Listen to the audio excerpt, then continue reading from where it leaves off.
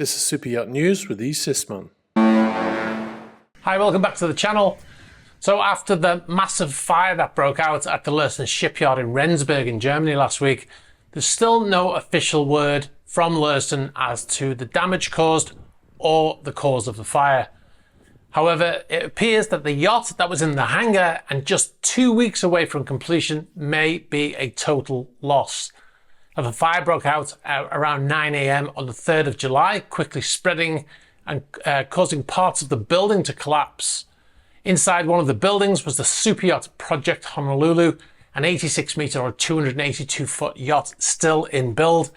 The fire lasted around 18 hours and there were over 400 firefighters on scene fighting that fire until it was later extinguished.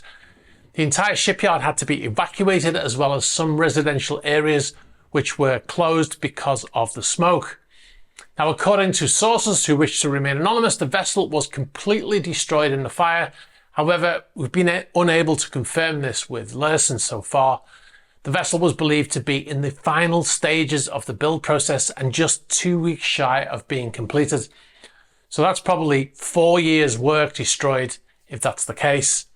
Now, insurance websites are talking a lot about this, and they're saying that the insurers are set to shoulder the bulk of the 200 million plus euro Lurssen loss, further suggesting what our sources have told us, that it was indeed a total loss of that superyacht.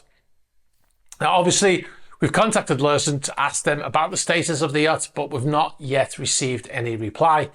Now, in our previous reporting, we said that sources who were actually on the ground at the time told us that the fire had started in one building and spread to the building containing Project Honolulu. However, we've now had conflicting sources say to us that the fire actually started on board the yacht and spread in the other direction. So opposing stories coming out of the shipyard. So it's going to be some time before we actually know the full story, if we ever find out actually at all. Because this is not the first fire that has plagued Lurssen.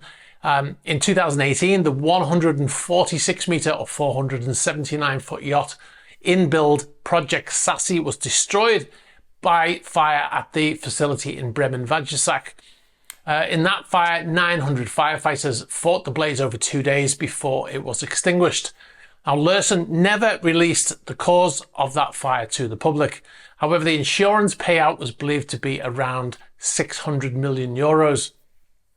Amazingly, from the ashes of Project Sassy, Lurssen managed to save parts of the build, including the hull, which at the peak of the fire, the firefighters say that the hull reached temperatures of 1,000 degrees.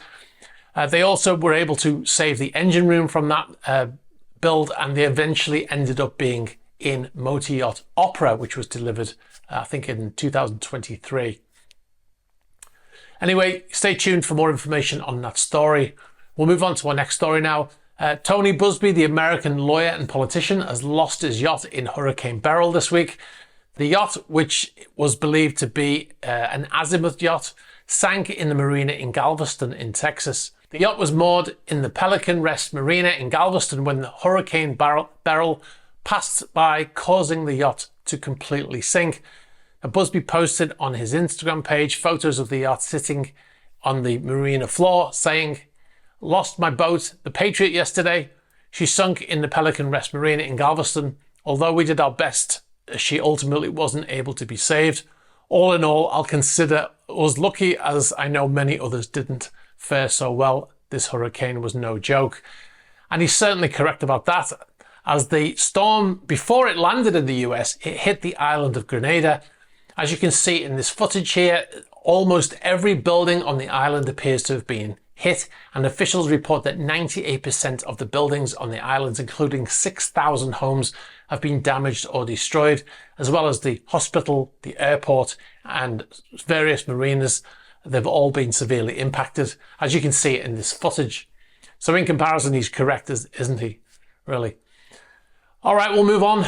Mark Zuckerberg's European tour continues as his yacht Launchpad currently sits at anchor in Italy. The 118-meter or 387-foot superyacht built by Ocean Co., originally for the now sanctioned Russian and serial yacht owner Vladimir Potanin, and it was purchased by Zuckerberg, is at anchor in the Bay of Sorrento near Naples. As you can see from her AIS data, some details appear to have been removed, such as length, beam, etc. So it shows differently on some AIS apps. However, it's a step up from, switching it off completely like they did in Panama recently. So just a few meters away is the support vessel Wingman, the small support yacht, if you like, that follows the mothership around everywhere, supporting the main yacht with things like storage of helicopters and toys like jet skis, tenders, etc. Not that he necessarily needs a support vessel, as Launchpad is a very large yacht in itself, and it can happily store the helicopter and tenders and jet skis, etc. without the need for that support vessel. As you can see in the photos here sent by one of our subscribers recently from Spain, the yacht can happily carry that helicopter. Now, traditionally, support vessels are for owners who've bought, say, like a 60-meter yacht, and they've outgrown that yacht, and they need more space, or they want, a helicopter where they couldn't have one before, or toys, hyperbaric chambers, etc. And they buy a support vessel so they can carry those extra items, and then they order a new bigger yacht, and then eventually when that bigger yacht is delivered, then they sell off the two old, the yacht and the support vessel. Obviously in this case Zuckerberg is new to yachting. This is his first yacht, so he had no idea what to expect really, did he? He probably had advice from his colleague and friend and Dr. Evil lookalike Yuri Milner, who owns two massive super yachts and most likely told him to buy the support vessel as well.